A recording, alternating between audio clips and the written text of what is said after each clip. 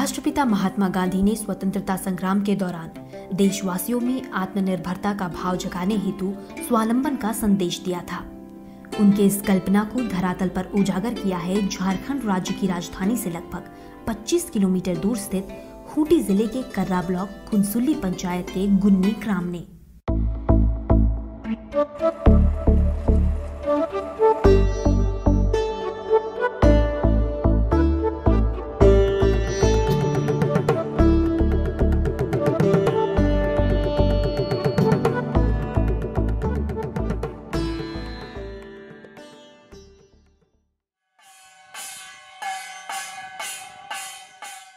सुबह की घंटी बजी और वक्त हो चला है साफ सफाई का। स्वच्छता सेनानी हाथों में झाड़ू लिए निकल पड़े हैं अपने गांव को स्वच्छ और सुंदर बनाने। और यहीं से शुरू होता है इन गांव वासियों के स्वावलंबी बनने का सफर।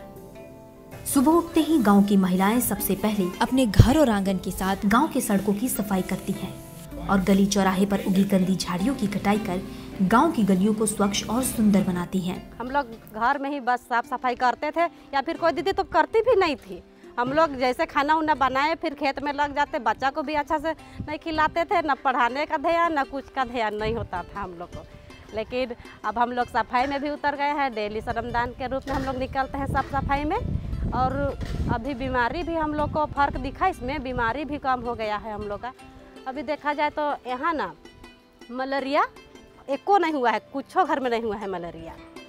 सफाई करने के बाद इकट्ठा किए हुए कूड़े को सही जगह ठिकाने लगाने के लिए गांव वासियों ने बांस से बने कूड़ेदान को जगह जगह लगाया है ताकि कोई भी कूड़ा सड़क पर इधर उधर ना फैले। गांव को स्वच्छ रखने एवं पर्यावरण को शुद्ध रखने के लिए जंगल बचाने के कार्य में भी बढ़ चढ़कर हिस्सा लेने के साथ गांव के सड़कों के किनारे वृक्ष लगाने की मुहिम की भी शुरुआत की गई है।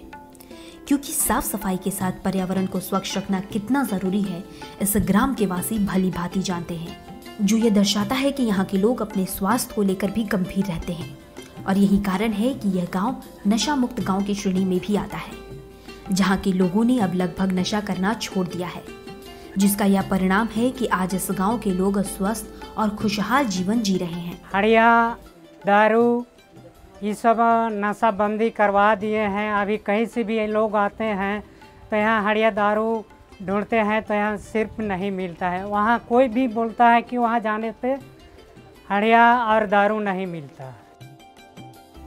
गांव में हर बृहस्पतिवार को ग्राम सभा बुलाई जाती है, जिसकी शुरुआत दीनदयाल उपाध्याय ग्राम स्वावलंबन योजना के तहत सरकार द्वारा खूंटी के 760 गाँव में ग्राम वासियों को आत्मनिर्भर बनाने के उद्देश्य से की गई थी।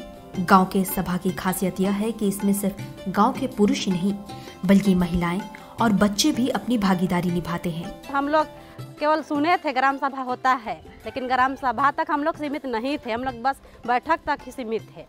लेकिन वही दीदी लोग ही हम लोग को समझाई पहले कि ग्राम सभा जाना चाहिए, भाग लेना चाहिए, जो भी बात होता है उसका मतलब आप लोग जाइएगा, होने से आप लोग समझ पाइएगा। दादा लोग तो ऐसे जाते ही थे, लेकिन वो लोग घर आके हम लोग को कुछ बात नहीं बताते थे उतना।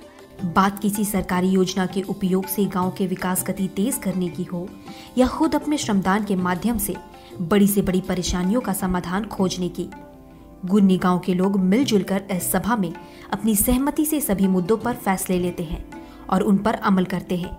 साथ ही ग्राम सभा में यह भी सुनिश्चित किया जाता है कि पिछले सभा में लिए गए फैसले सजगता से गांव वालों द्वारा अमल में लाए जा रहे हैं या नहीं, और अमल हो रहे इन योजनाओं का गांव को कितना लाभ मिल रहा है।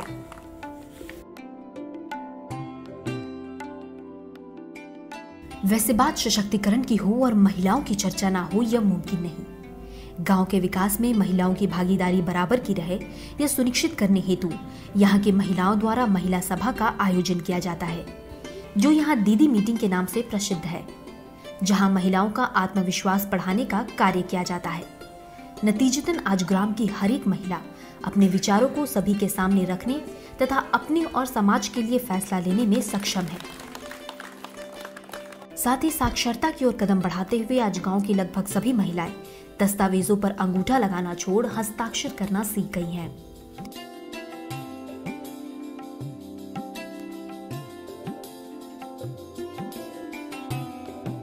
अपने गांव को पूर्णतः साक्षर बनाने हेतु केवल महिलाओं की ही नहीं बल्कि गांव के बच्चों की पढ़ाई लिखाई पर भी विशेष ध्यान दिया जाता है।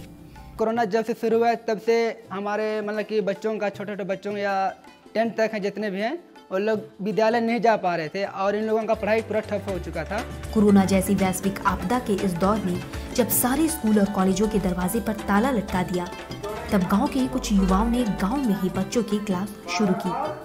सुबह होता है पढ़ाई 7 बजे से 10 बजे तक छोटी लोगों का, नर्सरी से 1 to 3 तक, फिर 4, 5 उधर 10 तक होता है शाम को 7 बजे से 11 बजे तक।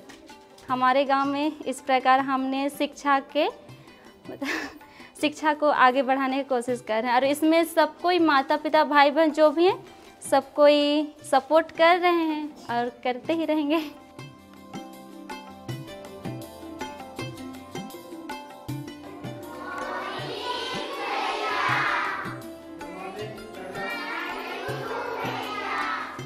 इस सराहनीय कदम के कारण आज गांव के हर एक बच्चे को अपने हिस्से की संपूर्ण शिक्षा प्राप्त हो रही है। शिक्षा के क्षेत्र में आत्मनिर्भर होने के बाद अब बारी थी आर्थिक रूप से स्वावलंबी होने की, जिसके लिए यहाँ के लोगों ने पशुपालन तथा खेती के मार्ग को चुना। अमूमन पशुपालन के नाम से गाय और बकरियों का ही ध्यान आता है, किंतु गाँव वासियों ने इससे भी एक कदम आगे बढ़ते हुए बत्तख और मधुमक्खी पालन जैसे नए क्षेत्रों से भी जुड़ रहे हैं।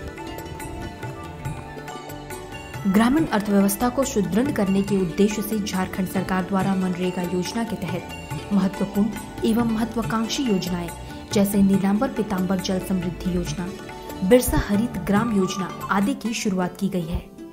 इन्हीं योजनाओं का लाभ और खुद गांव वालों के श्रमदान के बदौलत इस गांव ने सबसे बड़ी उपलब्धि हासिल की है और वो है इनके द्वारा 300 एकड़ में की गई धान की खेती।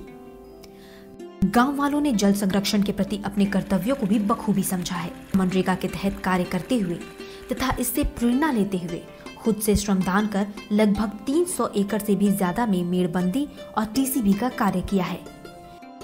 पानी करता था तो सब बहा के नदी चल जाता था, तो फिर दीदी लोग आई, उसके बाद ग्राम सभा में बताए, उसके बाद हम लोग वो लोग बताए, उसके बाद मेड़बंदी और टीसीबी कोड़े, हम लोग का आड़ भी मजबूत हुआ और ये टीसीबी में पानी भी हम लोग का जमा।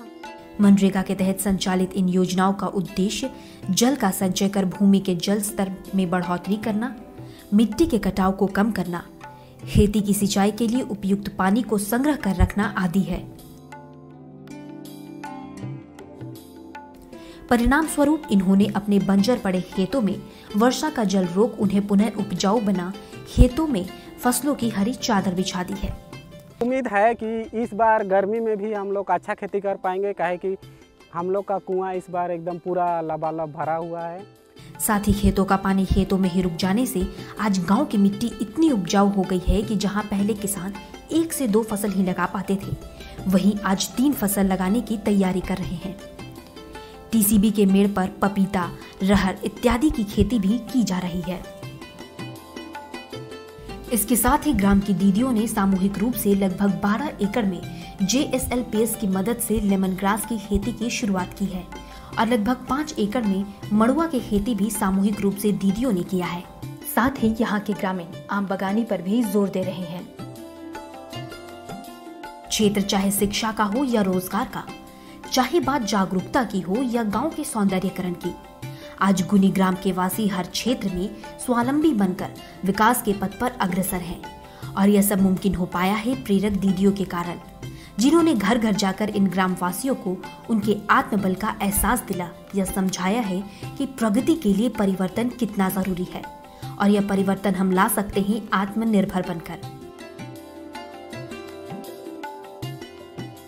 दुनिया में सबसे कीमती गहना हमारा परिश्रम है और जिंदगी में सबसे अच्छा साथी हमारा आत्मविश्वास, और इसी परिश्रम और आत्मविश्वास की जुगलबंदी से बना यह खूबसूरत और खिलखिलाता चेहरा है आज के बदलते झारखंड के स्वावलंबी होते गांव की।